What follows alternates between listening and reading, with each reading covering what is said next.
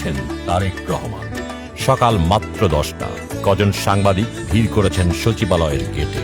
তাদের ইচ্ছে, নতুন বাংলাদেশে প্রধানমন্ত্রীর প্রথম সচিবালয় যাত্রার ছবি তুলবেন। অনেকক্ষণ অপেক্ষার পরেও প্রধানমন্ত্রী আসছেন না। এটা কোনো কথা হলো? ফোন দিলেন ভেতরে থাকা পরিচিত জনকে। এবার সত্যি অবাক হবার পালা। প্রধানমন্ত্রী অফিসিয়াল কার্যক্রম শুরু করে দিয়েছেন আরও 1 ঘন্টা আগে।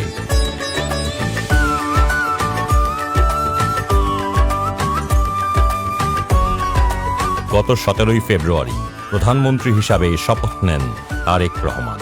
শপথ নেবার পর থেকেই একের পর এক দৃষ্টান্ত স্থাপন করে চলেছেন তিনি।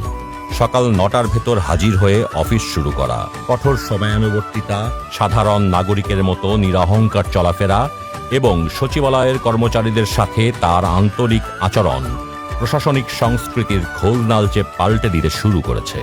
শনিবার ছুটির দিনেও অফিস জুড়ে তার সাবলীল উপস্থিতি। প্রধানমন্ত্রীর এই কর্মতৎপরতা ও জনঘনিষ্ঠতা একদিকে যেমন সুশাসনের বার্তা দিচ্ছে, অন্যদিকে সাধারণ মানুষের মনে সঞ্চার করছে এক নতুন ও সমৃদ্ধ বাংলাদেশের আশা।